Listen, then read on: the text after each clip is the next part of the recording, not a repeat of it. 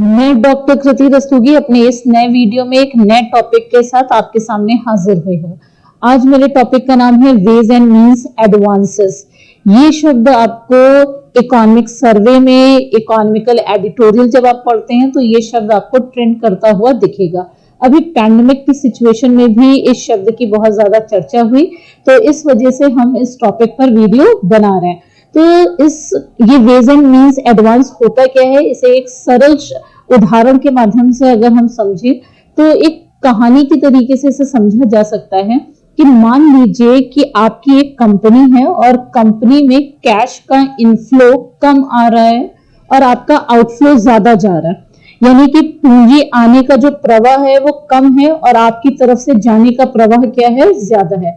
ऐसी स्थिति में अगर आप कंपनी के मालिक हैं तो आप ऐसी स्थिति में क्या काम करेंगे? तो अगर देखा जाए तो आप बैंक से संपर्क करेंगे और इनफ्लो और आउटफ्लो के बीच की जो गैप है उसे ऋण के माध्यम से, बैंकों से ऋण लेकर आप अपनी वर्किंग कैपिटल को पूरी करेंगे। यानी कुल मिलाकर कहने का मतलब है, जब किसी कंपनी के पास पूंजी के प्रबंधन में तकनीकी दिक्कतें आती हैं तो वो बैंक की तरफ रुख करता है और बैंक से पैसा लेकर, ऋण लेकर अपनी वर्किंग कैपिटल को या अपनी जरूरी पूंजी को बैंक से उधार लेकर अपने काम को करता है। ठीक इसी प्रकार राज्य सरकारें भी होती हैं, यानी राज्य सरकारों के पास कई बार ऐसे वक्त पड़ते हैं कि उनके पास इनफ्लो कम और आउटफ्लो ज्यादा होता है, यानी आय के स्रोत लिमिटेड हो जाते हैं और खर्चा उनके ऊपर ज्यादा आ जाता है। ऐसी स्थिति में वो आरबीआई से संपर्क करते हैं और शॉर्ट टर्म के लिए वो पूंजी की मांग करते हैं आरबीआई से। और जब आरबीआई इस तरीके की शॉर्ट टर्म पूंजी राज्य सरकारों को उपलब्ध कराता है तो इस पूरे प्रोसेस को वेज एंड मीन्स एडवांस कहते हैं।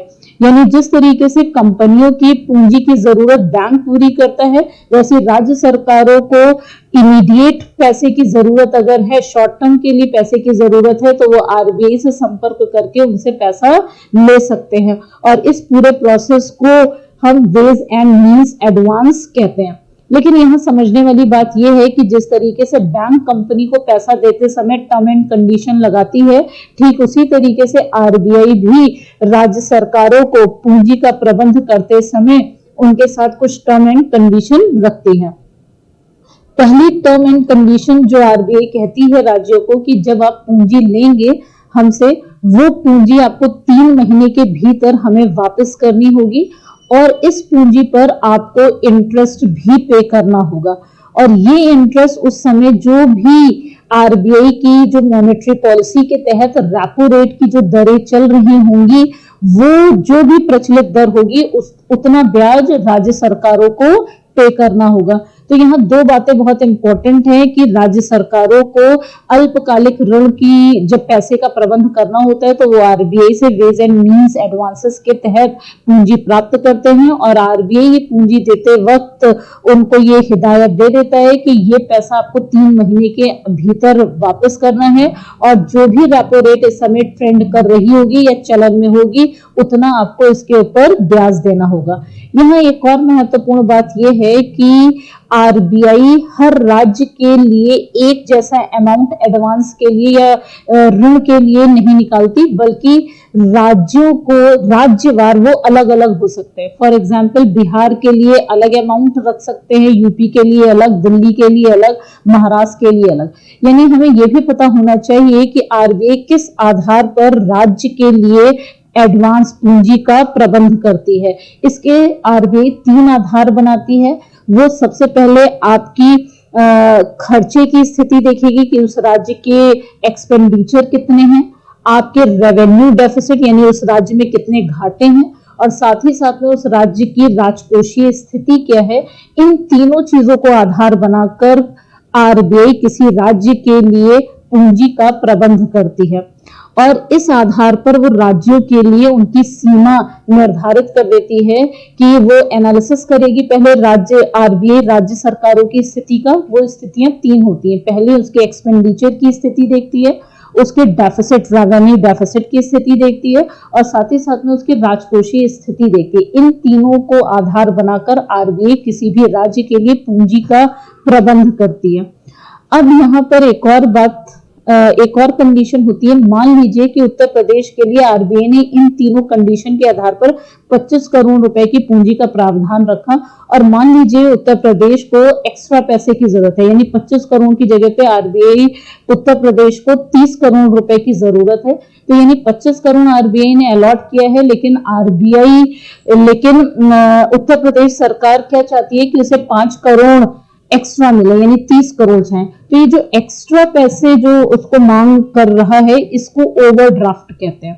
तो यहाँ एक और वर्ड इंट्रोड्यूस होता है, ओवरड्राफ्ट, यानी जब आरबीआई किसी राज्य की उन तीनों स्थितियों का मूल्यांकन करके उसके लिए पूंजी का प्रबंध कर देती है और अगर राज्य की कुछ स्थिति ऐसी पड़ जाती है कि उसे अपने लिए अलॉट किए गए पैसे से ज्यादा धनराशि चाहिए, तो आरबीआई उनके लिए ओवरड्राफ्ट की व्यवस्था करती है, यानी जितनी आपके लिए अलॉटमेंट है उससे अतिरिक्त पैसे को ओवरड्राफ्ट कहते हैं। इस स्थिति में आरबीआई भी अपनी ब्याज की स्थिति में बदलाव करती है। वो कहती है कि जितना आप हमसे ओवरड्राफ्टिंग करा रहे हैं उस पर तो हम रेपो रेट तो लेंगे ही लेंगे, साथ ही साथ में 2% एक्स्ट्रा चार्ज करेंगे। तो यहाँ आपको ये समझना होगा कि अगर उत्तर प्रदेश राज्य के लिए 25 करोड़ रुपए अलॉट किए गए हैं और वो 30 करोड़ की मांग करता है, तो ये जो एक्स्ट्रा 5 करोड़ है वो आरबीआई की नजर में ओवरड्राफ्ट होगा। उत्तर प्रदेश सरकार को इस 5 करोड़ पर रेपो रेट तो देना ही देना होगा, साथ ही साथ में 2% अतिरिक्त ब्याज अदा करना होगा। तो इस तरीके से हमने समझा कि वेज एंड मीन्स एडवांस देते वक्त आरबीआई किस तरीके के प्रोसेस से राज्यों को गुजारती है। अब बात कर लेते हैं इस टॉपिक में कि इस समय पैंडेमिक की सिचुएशन में ये टर्म क्यों ट्रेंड कर रहा था। वेज एंड मीन्स एडवांसेस का ये टर्म पैंडेमिक के काल में इसलिए ट्रेंड कर रहा था क्योंकि लॉकडाउन की स्थिति में राज्यों के पास इनफ्लो कम और आउटफ्लो ज्यादा था, क्योंकि तमाम तरीके की कल्याणकारी योजनाएं चलाने के लिए राज्यों के पास पूंजी बहुत कम पड़ रही थी। तो ऐसी स्थिति में आरबीआई ने जो 2020 के लिए राज्यों के लिए जितना पैसा अलॉट किया था, आरबीआई ने स्वतः अपने आप से ही ये समझ लिया कि जितना हमने अलॉटमेंट किया है राज्यों को उससे कहीं ज्यादा की जरूरत पड़ेगी, तो आरबीआई ने स्वतः ही वेज एंड मीन्स एडवांसेस के लिए जो राज्यों के लिए पैसा अलॉट किया था 2020 के लिए, उसका 60% और यानी जिसके लिए जितना था उसका 60% इंक्रीज करके 2021 के लिए आरबीआई ने सारे राज्यों के लिए लिमिट बढ़ा दी है 60%। That's why ways and means advances का ये टर्म आजकल ट्रेंड कर रहा था। तो इस वीडियो में हमने 3 चीजें समझ ली कि वेज एंड मीन्स एडवांस होता क्या है, वेज एंड मीन्स एडवांसेस देते वक्त आरबीआई कौन सी प्रक्रिया, किस तरीके की प्रक्रिया का अनुपालन करवाती है राज्यों से, और साथ ही साथ में देखा कि पैंडेमिक के सिचुएशन में आरबीआई ने स्वतः संज्ञान लेते हुए राज्यों के लिए उनके अलॉटमेंट से 60% एक्स्ट्रा उनके लिए वेज एंड मीन्स एडवांस के लिए पूंजी का प्रबंध किया। तो आई होप आपने इस वीडियो में वेज एंड मीन्स एडवांस के बारे में अच्छी तरीके से समझ लिया होगा। हम अपने नेक्स्ट वीडियो में एक नए टॉपिक के साथ आपके साथ मुलाकात करेंगे। इस वीडियो में इतना ही। Thank you.